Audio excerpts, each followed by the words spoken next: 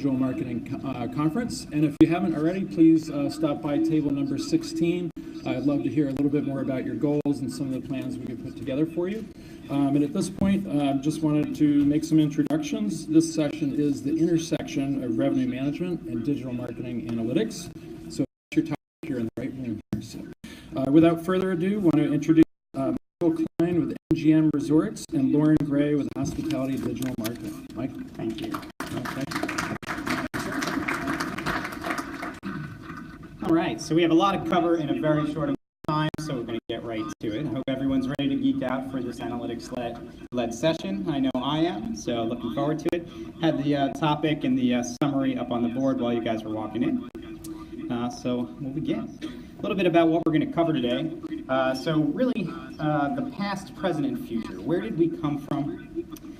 Covering the beginning through today's landscape. Then we're going to go into the current state, really how we're unlocking capabilities between the two disciplines with respect to analytics. And then future state, the fun stuff.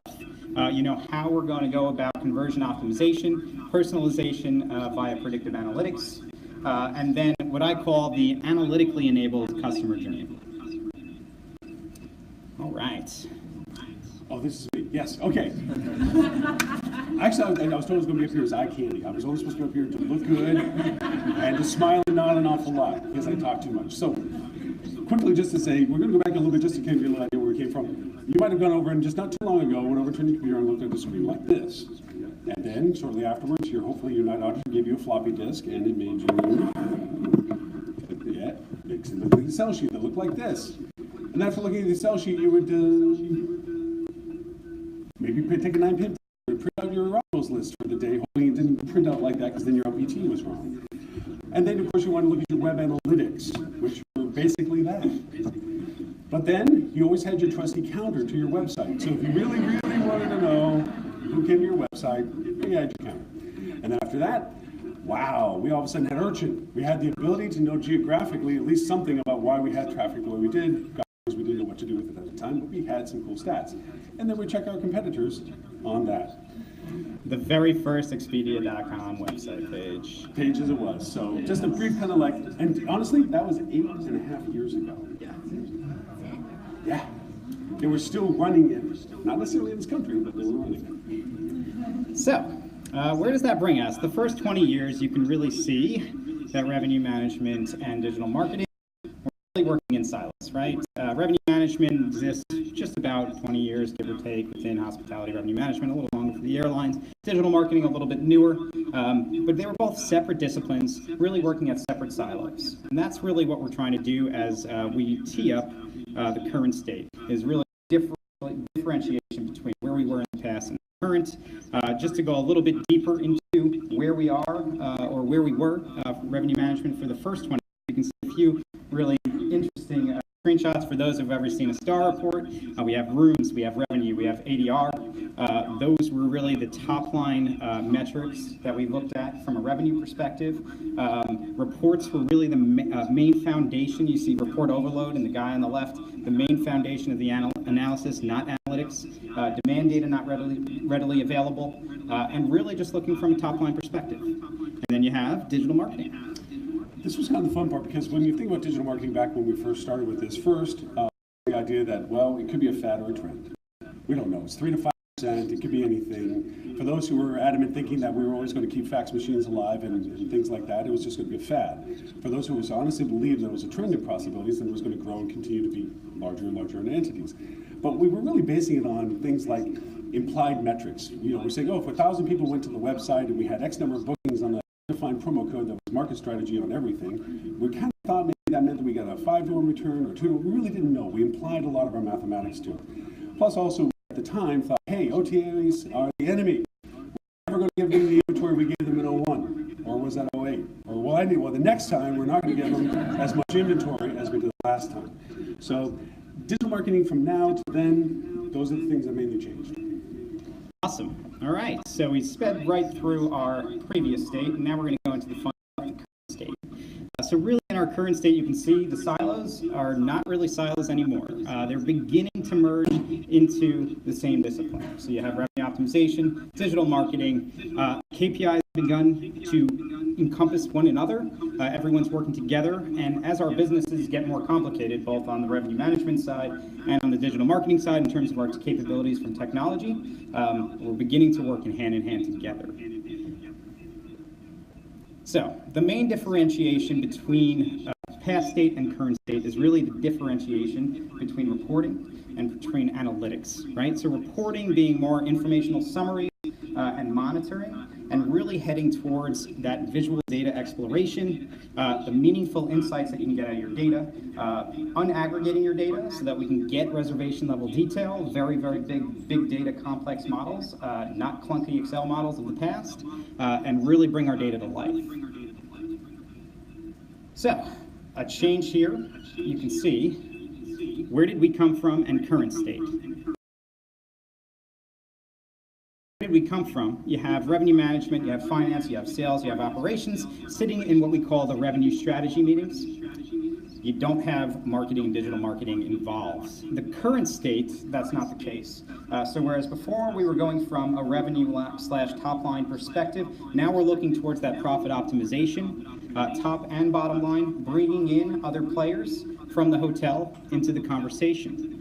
This is really important as we begin to build on the profit optimization team and what we're going to be doing. We got invited to the party. Yes, you are now invited to the party. So, in my spare time, I like to, develop frameworks. That's what I do. And so here's an example of framework for unlocking analytical capabilities. It's 7 steps, and I definitely think in our current state, this is where we need to be.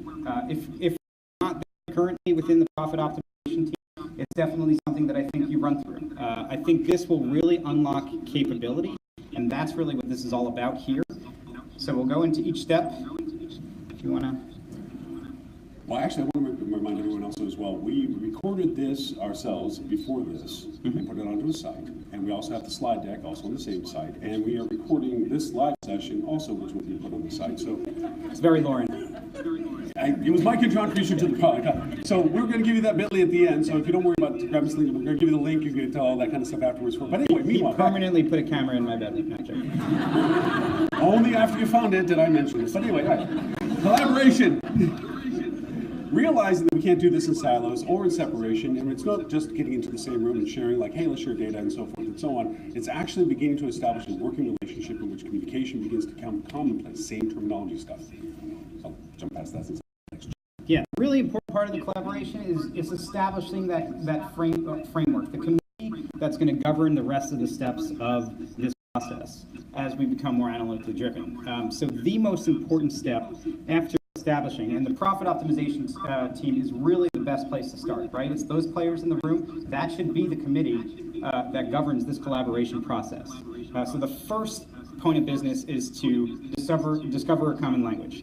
How many people in here probably thinking everything in terms of a marketing lens, whereas revenue management's thinking customer segmentation, not marketing segmentation, completely different things, right? So when we discuss those things in silos within our departments, we don't know what each other are talking about. I'm sure you've been in hotel companies where there's like 6 different types of segmentations and channel that you're looking at the same time. We need to make sure that we're all looking at the same common vernacular.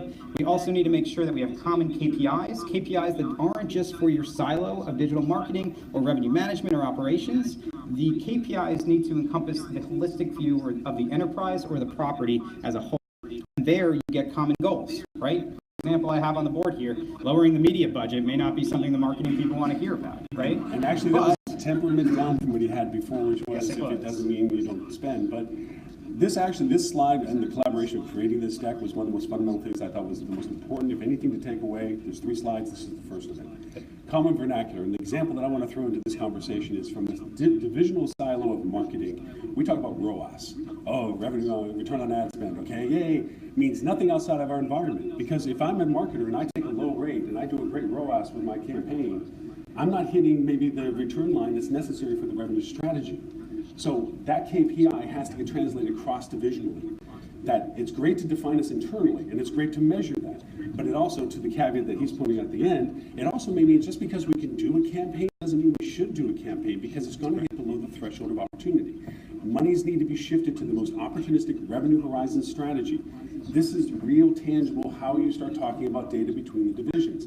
Is revenue management, you understand that marketing can do some things, doesn't mean they should do some things, but it needs to translate the same between all the different divisions, including operations, including accounting. You start talking about EBITDA lines and things like this, so accounting understands where you're standing on your spend values, because you need their buy-in too. Definitely.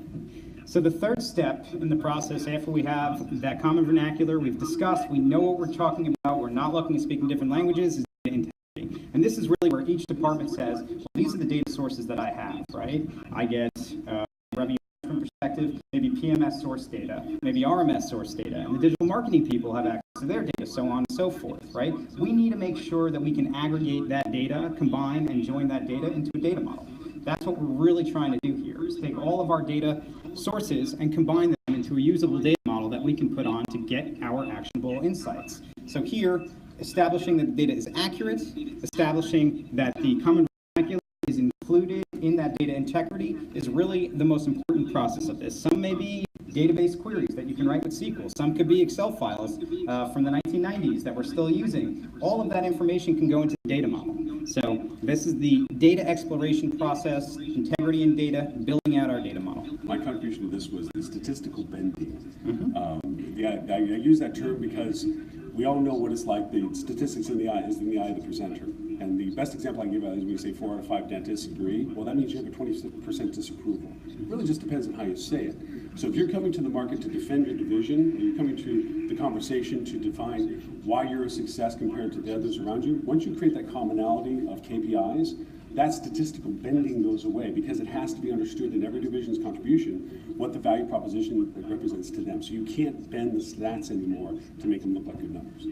Exactly. So, transparency. We cannot practice transparency without having data integrity. And I think that's the most important thing, right? So it comes right after data integrity. Once we have it, we know where our capabilities are, right? We know what data we have now. We know what data we don't have now. And just because we don't shoot for the stars in terms of wanting everything for the first process around this framework doesn't mean we give up. What we have right now is better than what we don't have. But we need to be transparent in terms of what we have and to make sure that we remain agile during this process. So we need to set goals. We need to say, this is the data that we have that we can combine. This is the data that we're going to work on for the next round of the framework, and we're going to get that ready to be ingested into our data model. But for now, we work with what we have, and we go from there. Okay. All right. So once we have that transparency, this is where we begin to see the fruits of our labor, right? So we're beginning to see that we've built that data integrity, we've built the transparency, we're starting to have buy-in from stakeholders. They're starting to see their KPIs across, actually, how does their digital marketing KPIs impact EBITDA, impact revenue management KPIs? Are we looking at things from the same lens holistically and seeing the impact of our digital marketing decisions across the enterprise? And that's really where that trust begins. The part that I want to make sure to this part, this is a leap of faith that's critical to the component of the success of the cross-divisional communication. And trust comes from the fact that you own what is yours. Your data is your data. You don't, the term I use is deniable culpability. You shove stuff into the middle with just enough of a tether that if it's successful, you claim it, and if it fails, you can cut it. And the idea is that in order to be collaborative in this process and to communicate, the trust has to be, here's my data in the raw. Here's how it relates to how you read that data. These are the established KPIs we've identified for this data.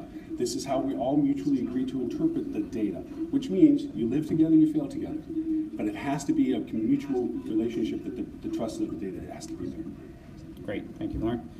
So, where are we now? We're at the enabling of business decisions. So now we need to bring that data model to life. We have the data, we've combined the data, we've joined the data, we've built transparency around that data, and now we have buy-in from that data. So now we could actually begin applying this alongside visual analytics, right? So there are a lot of different softwares out there where you can take this data model and put it up there so that you actually can start building around these new KPIs, maybe they're old KPIs, maybe they're just KPIs layered upon each other, so you can see a full day holistically and say, this is where my digital marketing KPIs came from, right? This is where my conversion rate has been, and here's my rate booking curve on the other side from a revenue management perspective to see the correlation. So these are the types of things that we can do during the enablement of business decisions and really get the benefits of seeing that holistic view.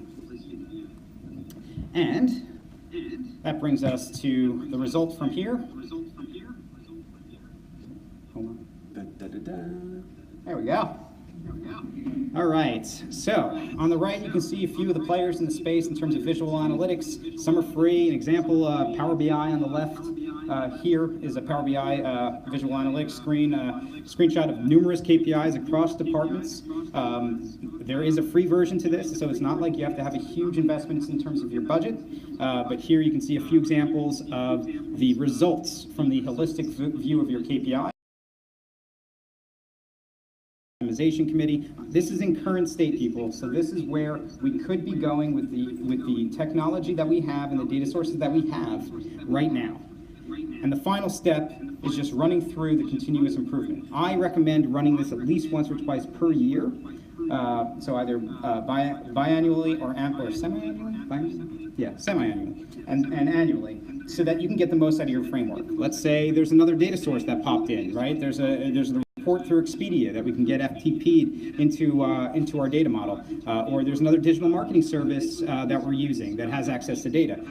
Throughout the year, we're writing notes. We're saying this is what worked, this is what didn't, this is what we want to see throughout the year, and then we're adding that into our data model so that we can use that for the future versions. 2 points out of this I'd like to make. One is when I say keep an activity log, it truly means that you keep a record of your thought processes through the discovery process. Because it's so easy to second guess what your thoughts were at the conclusion than it is at the beginning. And that's the learning model, is what did you go into it not knowing that you learned from it, that you know what to do the next time the scenario comes up.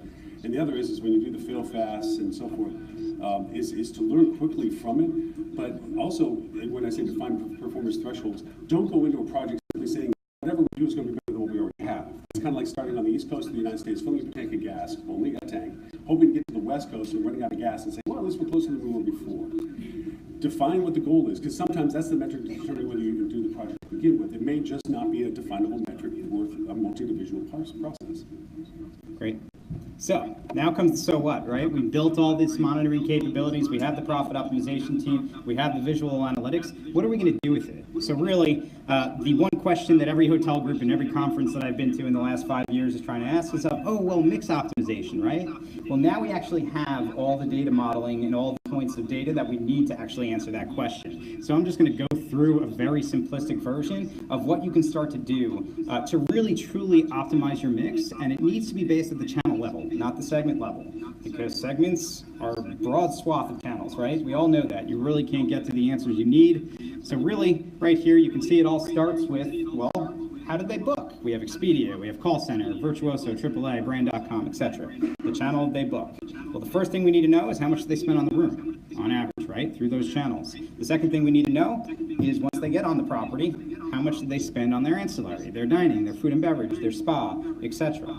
Those are the top lines, right? The revenue components. So then we need to say, well, how much did it cost to acquire this guest?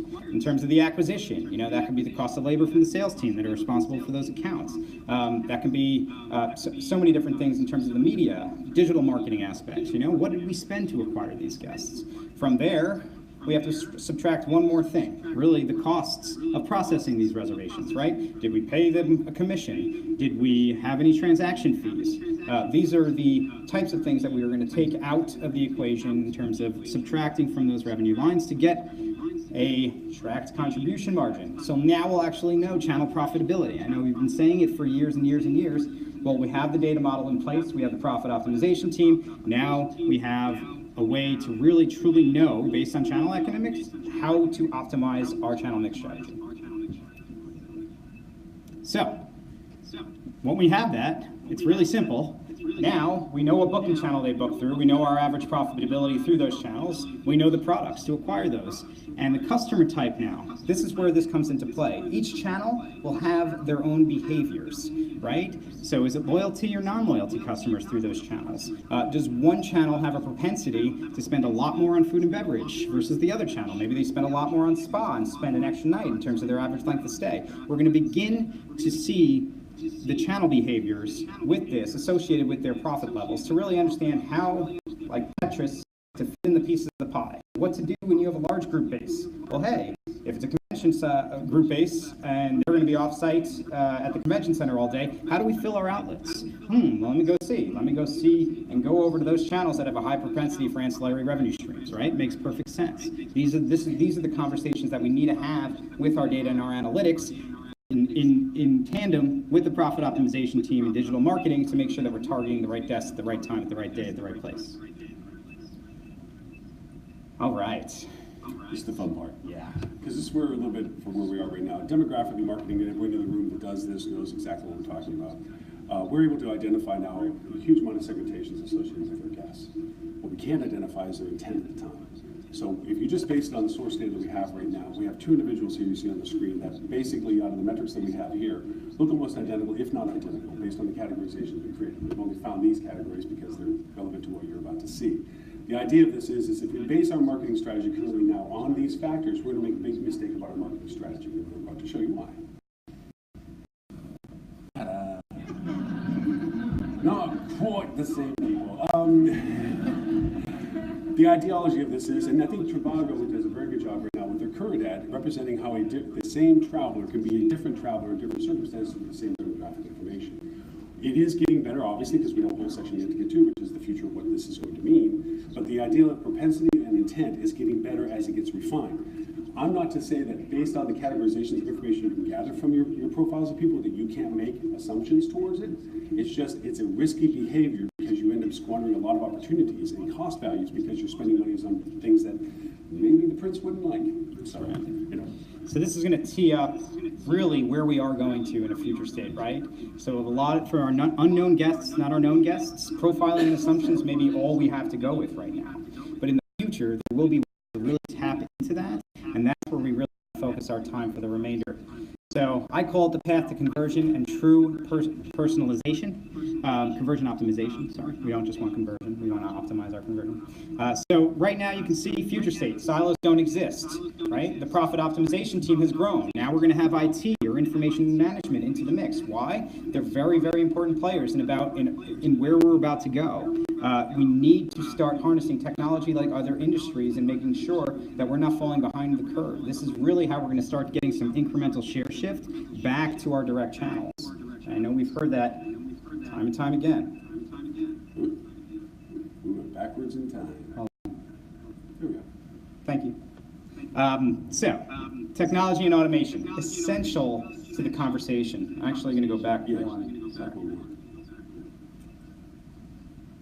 Beautiful, thank you. All right, so the hurdle from the current state to the future state, and this is very, very important to understand, right? So now in our current state, we have the analytics readily available, but for RM, the analytics may say, okay, we're recommending a rate change on this particular day. I'm going to go into the RMS and perform that rate change. For digital marketing, it could be that our KPIs are showing that our route type sort order is maybe not the best in terms of our conversion optimization. Let's make a change on brand.com, right? The future is really taking those actions that we're doing, right? We have the analytics, it's telling us to do something, but we're still doing it. So imagine where we're going to be when we could take those actions and actually build those into algorithms that actually apply into the booking path. So really, the booking path becomes, let's say we take the two of you, for example, you both go on at the same time and look at the same days, right? Based on your preferences and your information, the booking path is going to be a clean slate, and we take both your information into account, and you're both going to have different options available to you in the same booking path, personalization. And we'll show you how that works. So here you can see we have all of the source systems that we use, right? So the PMS, the CRS, the RMS, the CRM, third-party data sources, campaign management software, all of it. Well, within a service layer, within the actual booking engine itself, it's going to tee up an API call as soon as you go into that booking path. And it's going to take all the information about you. And I know this is really scary, but it's really cool as well. The PMS is going to take, let's say you're a known guest, it's going to take your guest stay history. The CRS is going to take the availability. The RMS is going to take the room forecast information for that day and really bring in some rate information to guide the rate conversation. But hey, the CRM may bring in your long-term guest value, right? We call it customer gross profit or customer worth, and say, well, I know the RMS is going to say this, but we want you so bad because you spend so much money in our property in other areas, we're actually going to give you a personalized rate through the booking path. Then you have third-party data services. Now, this is really freaky, but through cookie data, we're going to actually know if you booked a first-class ticket or an economy ticket, or if you were searching for different things like a spa getaway or you coming to travel, exactly how you were. All this stuff through an API call in real time will actually give you a personalized booking path. That slide, by the way, was the second slide I found to be most important out of the presentation. Because honestly, when the connectivity of it actually gets created, the data begins to get shared, it's when the optimization begins to happen to this. And it's not just an AI-based decision process. It's still manually controlled. There's still an interpretive value to it, but the idea of it is that you're being presented with the best options available based on the best assumptive analytics at the time, and then it can go interpretive after that. So this here, and the fun part of it is those things don't talk right now. So we're talking future, and if any one of them aren't there, it's like a flat tire, it just doesn't go. So all of those have to be connected for that kind of mentality to actually happen. So imagine that, all right? So now we're at a position and a point where we say, all right, we have to invest a lot in technology to get there. So here's the guest value proposition, right? So in terms of what the guest is going to get, they're going to get personalization at every single level. Pretty much a seamless experience from start to finish in terms of their booking to mobile check-in. And I really say mobile check-in in there because we really want to focus on direct channels and what we have a competitive advantage on. This will really give us, for the first time in maybe ever, a better tech stack than third-party partners that we have, right? We know that we're lacking. We know you go onto brand.com and it's pretty much a slate. Everyone's going to see the same thing. And you have your 5 main availability options and your room type sort order, and nothing's personalized. But imagine if that could change. The experience and the user experience is going to be so much stronger than what our competitors can offer. They can't offer loyalty rates based on the customer long-term customer value. They're going to be in parity channels, right? They can't do the things that we can do for the first time, and that really is where there's a game-changing moment in the guest's value proposition. So from the owner-operator, well, we need a value proposition too, right? Because we're going to tell our COO, hey, we need to invest millions of dollars in technology in order to get here, right? Well, I'll say to them, you don't, you're right? And it may be third-party competitors that develop this technology, or it could be the hotel down the street that's in your start concept. If we're not developing these type of capabilities, the guest experiences will get better around us. And we know, just from being in the hotel industry, we're already 10, 15 years behind most industries when it comes to the tech stack. We don't want to fall behind here because this is a pivotal moment in terms of what technologies we have available to us. This is doable today. So here's a few of the examples of where we have from the value proposition. So, I would love to tee up the song. We have only just begun, but I don't have time. Yeah.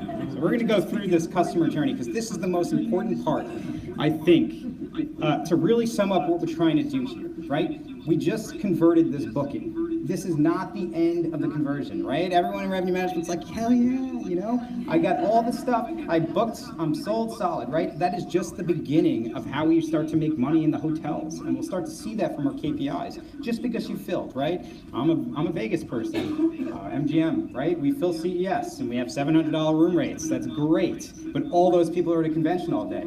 Who's in the casino? Who's in our restaurants, right? Who's in the spa? No one. All right, is that room revenue really incremental in terms of our EBITDA? We have to understand those types of things so that we can build, like a Tetris, the most profitable way on a day-to-day basis. The customer journey here, you can see it. This is the future of the customer journey. All of the touch points from search to re-engage are going to be. We're going to look at this through the lens of Ann Roberts. She's 45 years old. She's a VP of marketing, frequent flyer. She's also a loyalty program member. 2.5 minutes for that. All right. I have 8. You did? I have 8. Just so you know, we did this one, and every time we did it was like 50 minutes. So Yes. We're rocking right So we're going to speed through this customer journey. So we have the booking procedure. So we just went through it, right? Anne goes on MetaSearch. She goes on OTAs. She puts together her shortlist for her spa getaway, her weekend getaway at the spa, right? And after all that, she gets together her shortlist. She sees one of them is a brand that she stayed with before, Our Hotel. So she goes right to brand.com. She has that beautiful personalized service that we just described in terms of the previous slide, and she books this hotel. So after that, the mobile activity, right? She goes on the mobile app, and she goes in, and she searches for some spa treatments, right? We mentioned she wants to go on a weekend spa getaway, and she also searches some room type upgrades, right? So she's in there. All of that information in terms of what she did in that app is appended to the CRM in terms of her guest profile, and we know what she was looking for in the mobile app before she arrived.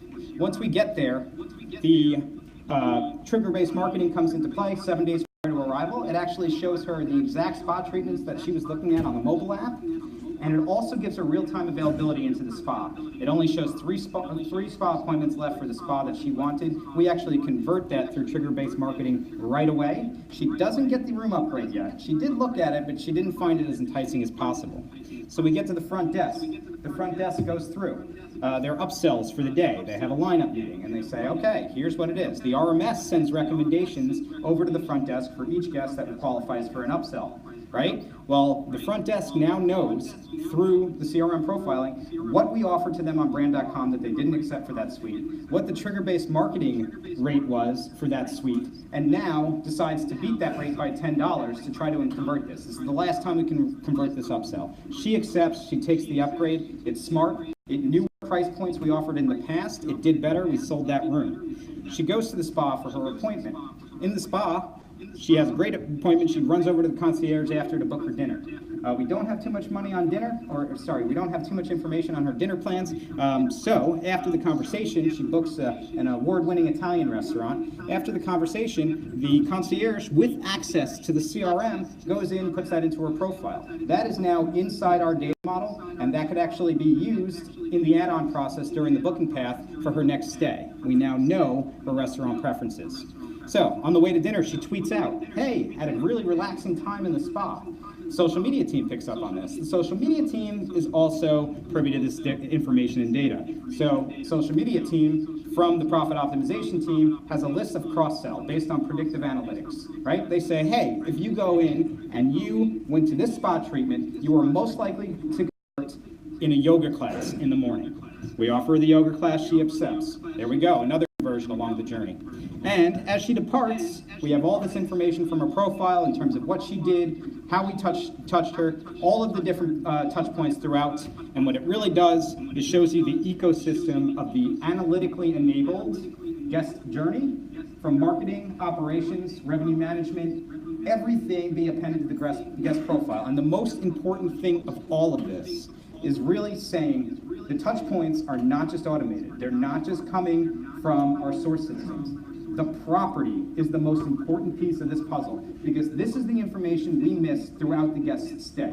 It's what are they doing in the operation? Are we actually appending this to your profile? Does everyone from your host at the restaurant to your host at the spa to your theater people, to any of your ancillary revenue streams, your concierge, do they have direct access to that CRM to be adding to that profile? Because that human interaction in terms of analytics is just as important as everything else. If we're going this one to explain the arrows going backwards and forwards on the marketing to the left-hand side, the continuation of this circle of life behind it, the Kumbaya moment, is the fact that the arrow going to the left is the continuation after departure. The marketing then reassumes the role of an incubation, workflow, perpetual communication that goes on after the post-day, taking all the data that came from this experience and moving it forward in the continuation program. That's correct.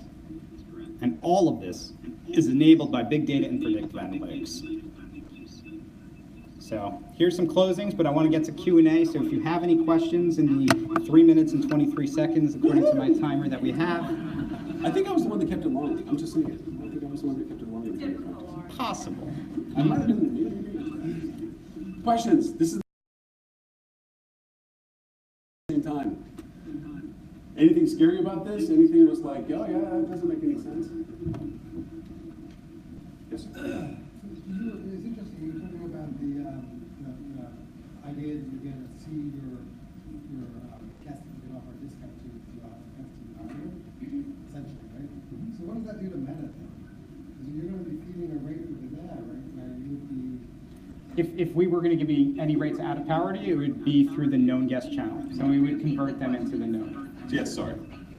If in fact that we're going to be offering rates because we knew more about the individual user compared to what we would be offering through Meta was the question, and the idea being that because we're Meta compared to it being a known guest of one entity versus an unknown guest of the other, we keep rate parity on the unknown entity relationship and keep a unique rate to the known entity side. Slide that we did take out because there was a lot of slides you'll see in the other deck when you go to the website bit.ly that we're going to give you, is that there's a known entity and an unknown entity, and where each of these kind of sections land between the two. So as you know, as they transition from unknown to known, your metrics and your capabilities dramatically enhance because then you have more control features to the data. Yes, sir?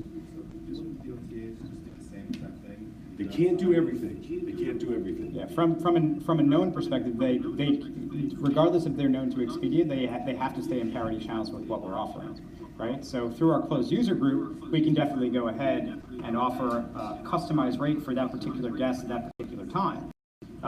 But for our unknown, we can definitely customize what add-ons, what packages, what room sort order they see.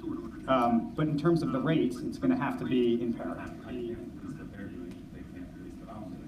Okay. Through rate shopping. It feels like, yeah, what? Okay, so Thank you. two Loren. things to this point. One is that there's some aspects that we are offering to them in data that we don't have to offer to them in data just because we're basically being held available to them. We're giving it to them, all right? That begins to narrowcast because we don't have to do that anymore. So a lot of the functionalities that they're going to have their own membership programs, they're going to have their relationship buildings, they're going to have all the stuff we know that they're doing, but they're not going to have the availability of options and dynamic engagements that we're going to be able to have. They can't, while property level, have them push out that they're going to use something that we're offering if we're not offering it to the OTAs to be offered. Spa, restaurant reviews, information that we can garner. We don't have to share the data. We've been giving up our most precious asset. Data. Our path. To them because that's what we've been asked to do. Think about the data we give them about room types and inventories and things and so forth and what we have in the rooms because we have to. And as a matter of fact, we end up marketing like that. Oh, we have a white vanilla room with this and that and 2 beds and a coffee maker because that's what they tell us, that's what they're expecting from us. Google does the same thing. When you get off that track and create customized content that's related to the individual user experience because you have that data now to identify that, the conversation changes.